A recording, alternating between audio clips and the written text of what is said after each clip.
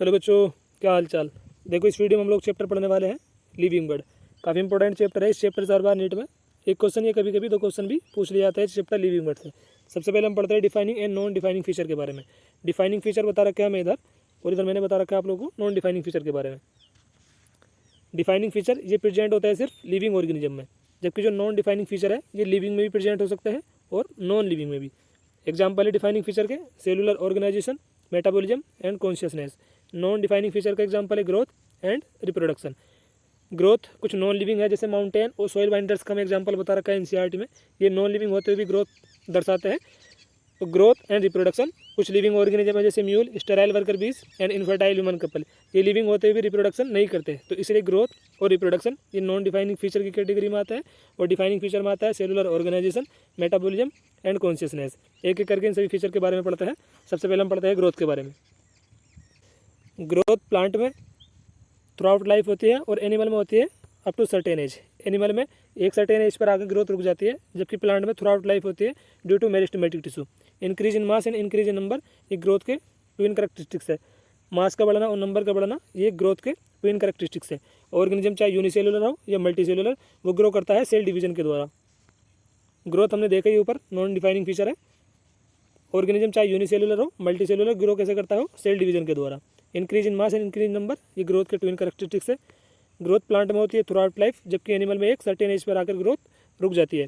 Body का मास बढ़ना ये भी ग्रोथ में कंसिडर्ड होता है। Increase in body mass is considered as growth. Non living object जैसे माउंटेन और सॉइल बाइंडर्स, ये नॉन लिविंग है, लेकिन इनमें फिर भी ग्रोथ होती है, क्योंकि इनमें इनके आउटर सरफेस पर कुछ मटेरियल का जमा हो जाता है, इसलिए ग्रोथ जो है नॉन डिफाइनिंग फीचर है। क्योंकि लिविंग में भी ग्रोथ होती है, नॉन लिविंग में भी। एग्जांपल हमको बता रखा माउंटेन, सॉइल बाइंडर्स, इनके आउटर सरफेस पर कुछ मटेरियल का जमा हो जाता है, accumulation of material on outer surface, तो इनकी ग्रोथ भी होती है। तो इसलिए ग्रोथ और रिप्रोडक्शन ये दोनों नॉन डिफाइनिंग फीचर के एग्जाम्पल है। रिप्रोडक्शन नॉन डिफाइनिंग फीचर है। बहुत सारे लिविंग ऑर्गेनिज्म है, जैसे हमें एनसीईआरटी में एग्जाम्पल बता रखे हैं कुछ के, म्यूल, स्टेराइल वर्कर बीज एंड इनफर्टाइल ह्यूमन कपल।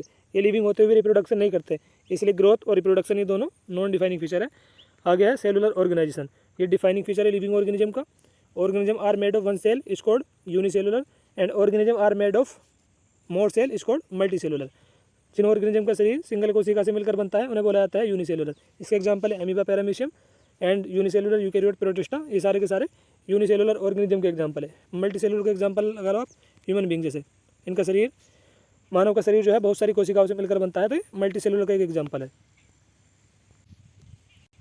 अब है metabolism. The sum total of all chemical reaction occurring in our body is known as metabolism. शरीर में होने वाली सभी केमिकल रिएक्शन के योग को बोलते हैं मेटाबॉलिज्म। नॉन लिविंग में मेटाबॉलिज्म नहीं होता। जितने भी प्लांट है, एनिमल है, फंजाई है, माइक्रोब्स, सभी में कुछ ना कुछ केमिकल रिएक्शन होती है, इसलिए ये सारे के सारे मेटाबॉलिज्म शो करता है। सब में, प्लांट में, एनिमल में, फंजाई में, माइक्रोब्स में, सभी में केमिकल रिएक्शन होती है, तो ये एग्जिबिट करता है मेटाबॉलिज्म को। अब है कॉन्शियसनेस, ये भी एक डिफाइनिंग फीचर है लिविंग ऑर्गेनिज्म का। Ability to sense their surrounding environment and respond to environmental stimuli. Surrounding environment, अपना आसपास के सराउंडिंग इन्वायरमेंट को सेंस करना और इन्वायरमेंटल स्टिमुलाई के प्रति रेस्पॉन्ड करना कॉन्शियसनेस कहलाता है। इन्वायरमेंटल स्टिमुलाई फिजिकल भी हो सकती है, केमिकल भी और बायोलॉजिकल भी। प्लांट भी कुछ एक्सटर्नल फैक्टर के प्रति रेस्पॉन्ड करते हैं, जैसे लाइट हो गया, water, temperature and pollutant. Organism चाहे प्रोकैरियोट हो चाहे यूकैरियोट हो, सारे के सारे इन्वायरमेंटल स्टिमुलाई के प्रति रेस्पॉन्ड करते हैं। ह्यूमन बींग सिर्फ एक ऐसा ऑर्गेनिज्म है जो खुद के प्रति अवेयर होता है। Human being is the only organism who is aware of himself. अभी मैं कुछ एनसीईआरटी में सेक्सुअल रिप्रोडक्शन के बारे में बता रखा है। फंजाई में सेक्सुअल रिप्रोडक्शन होता है कुछ स्पोर के द्वारा, यीस्ट में और हाइड्रा में होता है ब्रीडिंग के द्वारा। फंजाई फिलामेंटस सेलिगी एंड पेरोटिनिमा ओमोस, इनमें होता है फ्रेगमेंटेशन के द्वारा। प्लेनेरिया शो करता है ट्रू रिजनरेशन, अगर प्लेनेरिया की बॉडी का कोई पार्ट कट जाए तो वो रीजनरेट हो जाता है अपना आप। फंजाई फिलामेंटस सेलिगी एंड पेरोटिनिमा ओमोस, इनमें होता है फ्रेगमेंटेशन के द्वारा रिप्रोडक्शन। यीस्ट एंड हाइड्रा में होता है ब्रीडिंग द्वारा, और फंजाई में होता है कुछ एसेक्सुअल स्पोर द्वारा। Biodiversity, number and type of organism present on earth is known as biodiversity. पृथ्वी पर पाए जाने वाले जीवों के प्रकार और उनका नंबर बायोडाइवर्सिटी कहलाता है। डिस्क्राइब रेंज आप लोग ध्यान रखना, 1.7 से 1.8 मिलियन, 17 से 18 लाख। ये दो फुल फॉर्म हमको एनसीईआरटी में बता रखी है, आईसीबीएन एंड आईसीजेडएन। आईसीबीएन की फुल फॉर्म है international code for botanical nomenclature, ICZN international code of zoological nomenclature. ICBN, ICZN. ICBN international code for botanical nomenclature and ICZN international code of zoological nomenclature. Binomial nomenclature के बारे में बताया था केरलस Linnaeus ने। इन्होंने बताया कि कोई भी नाम हो उसमें दो कंपोनेंट होते हैं, एक तो होता है जेनेरिक नेम और एक होता है स्पेसिफिक एपिथेट। जैसे मेंजिफेरा इंडिका, ये मैंगो का बायोलॉजिकल नेम है मेंजिफेरा इंडिका। इसमें जो मेंजिफेरा है वो दर्शाता है जीनस को, और इंडिका जो है ये है स्पीसीज। यही लिखा हुआ है कि बाइनोमियल नोमेनक्लेचर के बारे में बताया था केरलस लीनियस ने। इन्होंने बताया था कि कोई भी जो नाम है उसमें दो कंपोनेंट होते हैं, पहला होता है जेनेरिक नेम यानी कि जीनस नेम, और दूसरा होता है specific epithet species. Universal rule of nomenclature. Nomenclature के कुछ यूनिवर्सल रूल है, उनको पढ़ते हैं। जो बायोलॉजिकल नेम होते हैं वो जनरली लैटिन लैंग्वेज में होते हैं। बायोलॉजिकल नेम लैटिन लैंग्वेज में होते हैं, ये पॉइंट आप लोग ध्यान रखना, लेकिन लिखे जाते हैं इटैलिक्स में। Biological name are generally in Latin language and written in italics. Biological name में जो फर्स्ट वर्ड होता है वो रिप्रेजेंट करता है जीनस को। एग्जाम्पल मैंने आप लोगों को दिया था, जैसे भी ये था मेंजिफेरा इंडिका, ये ना मेंजिफेरा और इंडिका, जो फर्स्ट वर्ड है ये रिप्रेजेंट करता है जीनस को। जो मेंजिफेरा इसमें ये है जीनस, जो इंडिका है सेकंड वर्ड ये रिप्रेजेंट करता है स्पेसिफिक एपिथेट को। आगे है both the word in biological name when hand written are separately underline. Mangifera indica को हम लिखते हैं इस तरीके से, मेंजिफेरा इंडिका, इनको सेपरेटली अंडरलाइन करा जाता है इस तरीके से। Both the word in biological name when hand written are separately underline, इनको सेपरेटली अंडरलाइन करा जाता है। Printed in italics to indicate their Latin origin. Italics में प्रिंट करना इनके लैटिन ओरिजिन को दिखाता है। बायोलॉजिकल नेम में जो फर्स्ट वर्ड होता है वो रिप्रेजेंट करता है जीनस को, हम लोगों ने अभी देखा है। और इसको जब जीनस को हम लिखते हैं तो इसको लिखाता है कैपिटल लेटर से, जैसे यहाँ पे लिखा हुआ मेंजिफेरा इंडिका। तो जो मेंजिफेरा है जीनस को दर्शाता है, और जीनस को जब हम लिखते हैं तो कैपिटल लेटर से इसकी शुरुआत करते हैं। जैसे एम यहाँ पे कैपिटल दिख रहा होगा आपको, इसको लिखा जाता है इस तरीके से। बाकी सारे के सारे स्मॉल लेटर में लिखा जाता है आगे को जितना भी है।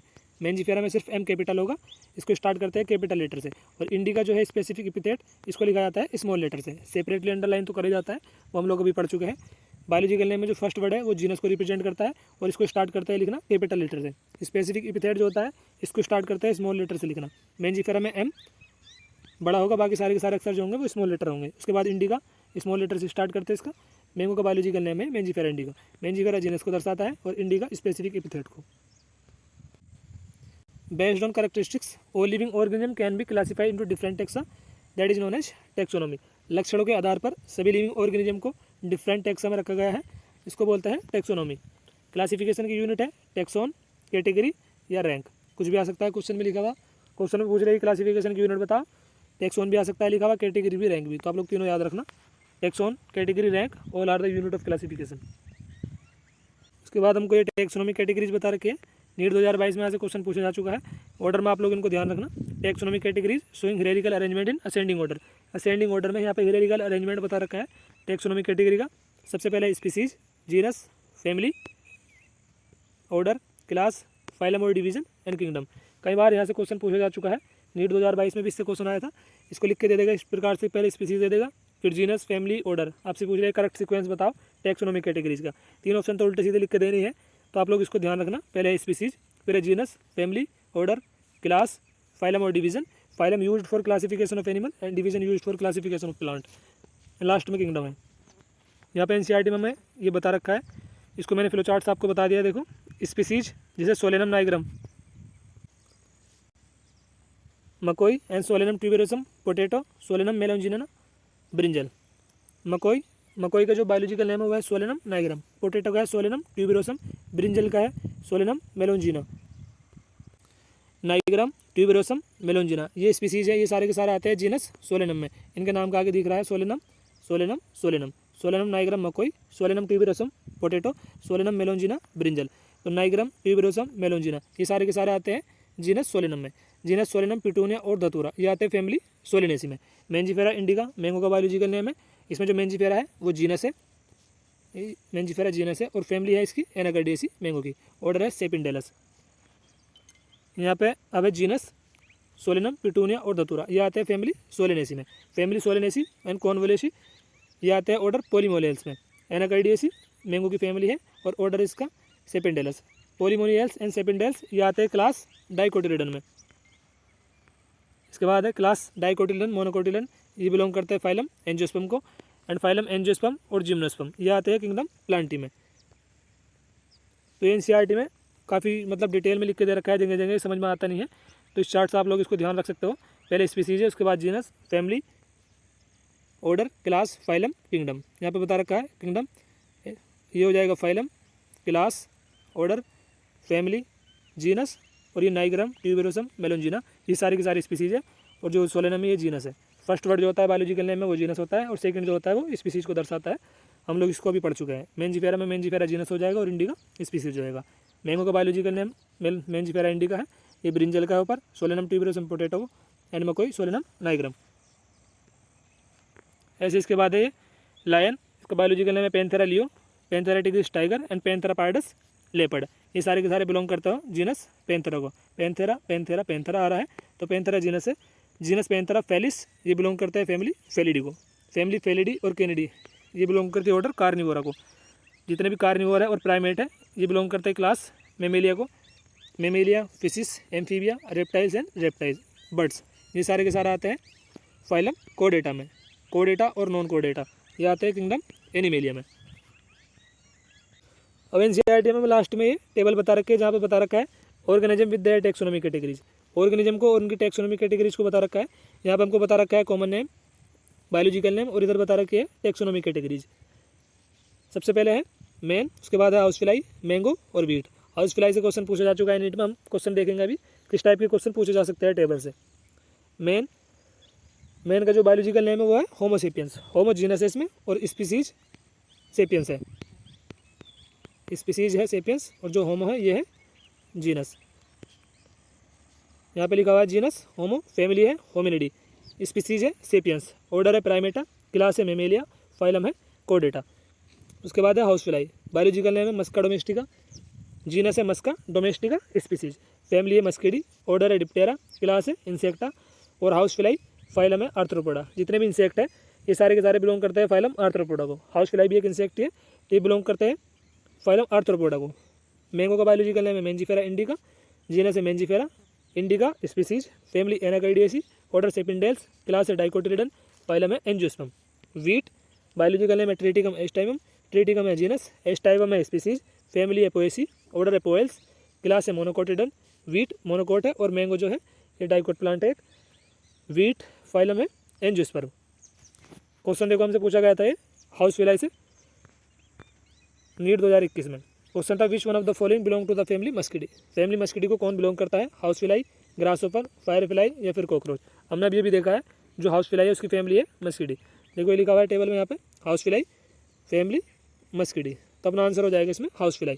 फैमिली मस्किडी को कौन बिलोंग करता है, हाउस फ्लाई। यही हमसे क्वेश्चन में पूछा गया है which one of the following belong to the family Muscidae, तो अपना आंसर हो जाएगा इसमें हाउस फ्लाई। नेक्स्ट क्वेश्चन है ये हमसे पूछा गया है नीट 2016 में।